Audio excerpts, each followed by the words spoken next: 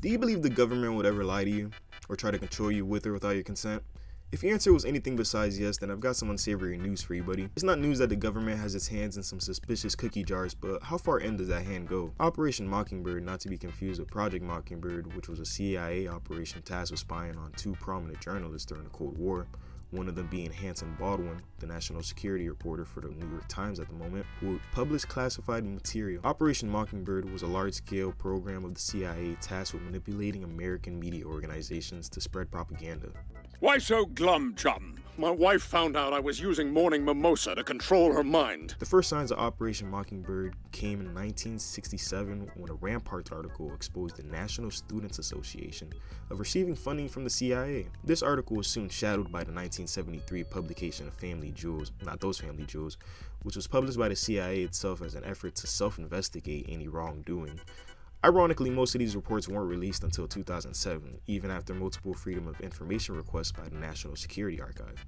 The Church Committee, a group tasked with investigating government agencies like the CIA, FBI, IRS, and NSA, published a report in 1976 confirming the CIA's ties to multiple private institutions and the press. The committee found 50 journalists with secret ties to the CIA, but it's believed by Carl Bernstein, a journalist for the Washington Post, that there are more than 400 press members involved. In an unauthorized biography of Katharine Graham, who was the owner of the Washington Post, it's stated by the author Deborah Davis that Operation Mockingbird was created to combat the International Organization of Journalists, which she had stated received money from Moscow to help peddle communist propaganda across Europe.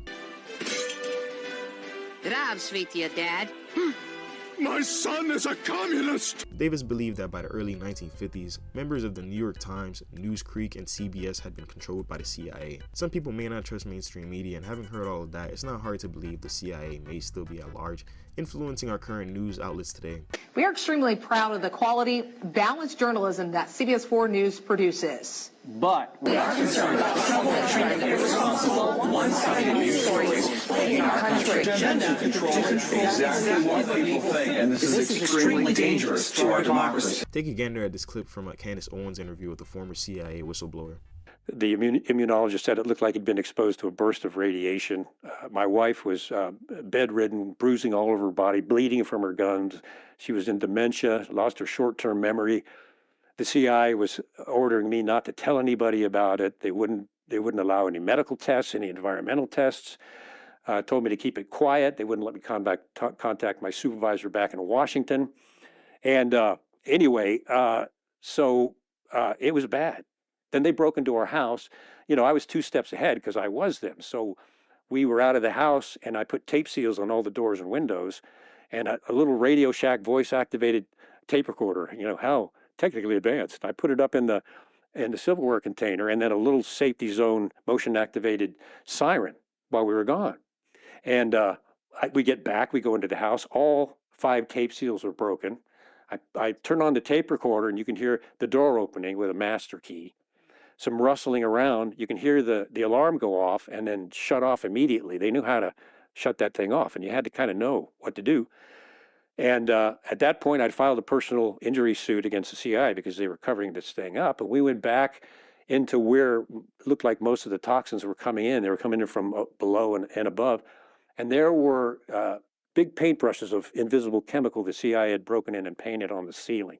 They didn't know that I was using a black light, because that's how you can find a lot of toxins with black light. And I remember Clinton, and a courageous attorney, were standing there, and I hit it with the black light, and he goes, "This is like 3 days of the Condor." I'm like, every time I think they're not going to do something, they do. Anyway, that led to me coming out and becoming a whistleblower, and then seeing what the CIA will do to whistleblowers and the perfected system. That's why you never hear about CIA whistleblowers. They have a perfected system of career destruction. If you talk about anything that you see that is criminal or illegal or whatever, to classify it, seal it, put it under the state secrets privilege, and they threatened me and my wife and kids with prison if we talked about the evidence I collected to anyone. And then that was it. That's it.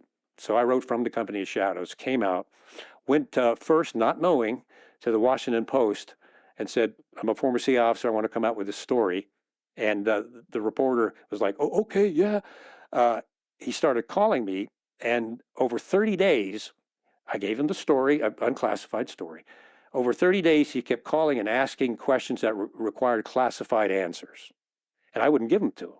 This went on. Finally, I said, look, Charlie Savage at the New York Times wants his story. So if you're not going to do this and you keep this up, I'm going to give it to him. No, please, my editor is on me to ask these questions. Well, guess who his editor was? Bob Woodward. Mockingbird poster child Bob Woodward. And it turns out that Post had gone straight to the CIA and reported my contact. It's commonly known that the CIA has been working with Hollywood since its creation to help portray the CIA in a more favorable light. Homeland and Black Hawk Down being examples of this. Beyond this media manipulation, Family Jewels also confirmed the CIA's testing on unwilling civilians in an attempt to develop mind control, also known as Project MKUltra. One of these experiments included giving people LSD to see if they would make them easier to control, but I'm guessing they didn't get the results they wanted. Another bombshell revealed in Family Jewels exposed the CIA for recruiting Robert Mayhew, an ex-FBI agent for the purpose of plotting with the American Mafia. There's no mafia. To assassinate former Cuban leader Fidel Castro. Prominent figures like Johnny Roselli, Sam Giancana, and Santonio Traficante were listed as individuals involved in this conspiracy. If you found any of this interesting, I highly recommend you read up on Operation Mockingbird in your own time, as I only covered the gist of it. If you learned something new, don't forget to like and subscribe, and most importantly, stay educated.